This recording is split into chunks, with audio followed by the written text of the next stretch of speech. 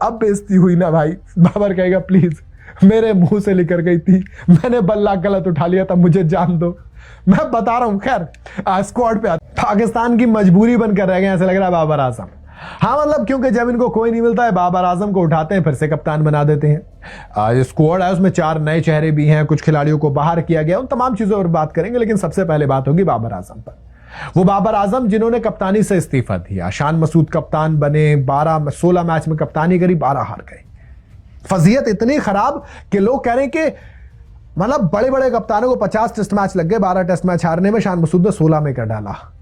पाकिस्तान के सबसे खराब कप्तानों का जब इतिहास उठाया जाएगा शायद शान मसूद का नाम आएगा।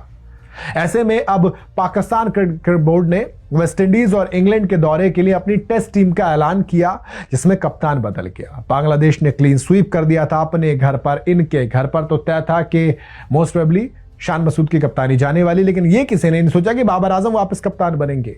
लेकिन बाबर कप्तान बने तो इससे समझ में आता है कि पाकिस्तान इतने टाइम में कोई ढंग का खिलाड़ी डेवलप कर ही नहीं पाया जिस पर वो भरोसा करें, जिसे वो कप्तानी दे सके। इनके पास कोई प्लेयर है ही नहीं, तभी तो मुंह उठा के घूम फिर के वापस से पहुंच जाते हैं। बाबर भाई कप्तानी करोगे क्या?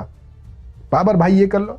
और बाबर भाई खुद कुछ नहीं कर पा रहे। बाबर भाई कह रहे बैटिंग हो नहीं रही, तुम कप्तानी और दे जा रहे हो यहां पर। फिर बेइज्जती होगी, फिर कहोगे कप्तानी छीन लोगे, फिर लोग मेरे मुंह पे आके जोकर लगा देते हैं।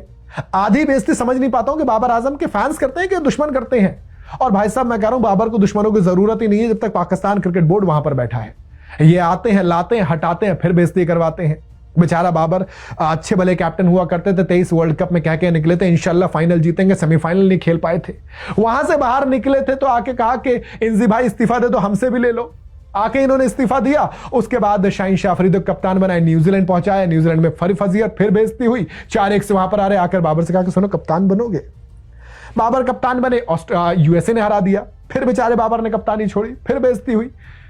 फिर कहा कि चलिए कोई नहीं, नया कप्तान बाबर, अब तुम ऐसा प्लेयर खेलो।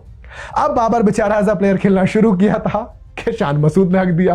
अब शान मसूद के हके को कौन लपेटेगा? फिर बाबर आएगा, और फिर बाबर आएगा, फिर बेइज्जती कराएगा। अब सीधा इंग्लैंड का दौर है भाई। इंग्लैंड में बॉल समझ में आती नहीं। मैं सोच रहा हूं कि अगर अब बेइज्जती हुई ना भाई, बाबर कहेगा प्लीज मेरे मुंह से निकल गई थी, मैंने बल्ला गलत उठा लिया था, मुझे जान दो।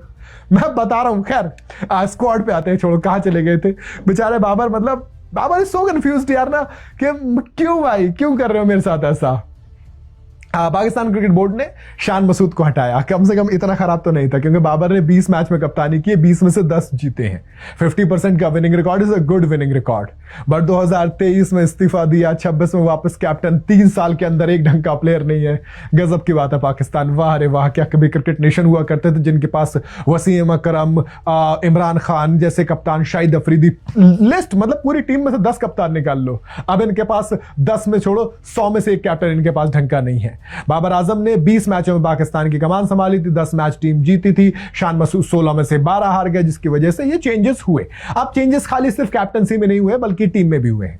स्क्वाड को अगर आप देखोगे तो शाहीन शाह अफरीदी, हसन अली, नोमान अली की छुट्टी कर दी गई है। प्रीमियम पेसर थे, इतनी मार लगाई थी शुभमन गिल ने, रोहित शर्मा ने, कि रिकॉर्ड बना दिया था। पहले ओवर में 3-3 छक्के खा के चले गए थे। तब से बेचारे के प्रीमियम की जो प्रीमियमनेस निकली है ना, बचा मतलब होता है ना कि भैया जब से बिहार होके आए हैं तब से पता ही नहीं अंट संट बके जा रहे हैं। तब से रोहित ने कूटा, तब से अफरीदी की जो शाहीन निकली है ना, शाहीन का मतलब होता है मतलब चील, जो भाई सब चील का मुंह निकाला था रोहित ने, मतलब क्या ही कहा जाए, गजब ही मजा आ गया था। उसके बाद से प्रीमियम पेसर अपनी बेचारी पेस ढूंढते रह रहे हैं। खैर 3 को छुट्टी कर दी गई, बाबर आजम वापस कप्तान बने हैं। इसी के साथ शौर शकील वेस्टइंडीज वाले दौरे पर नहीं है, लेकिन इंग्लैंड वाले में भी कह दिया फिट हुए तो आएंगे। बताओ, वाइस कैप्टन कैप्टन बनता है, लेकिन वाइस कैप्टन बेचारा वाइस कैप्टन ही रह जाता है।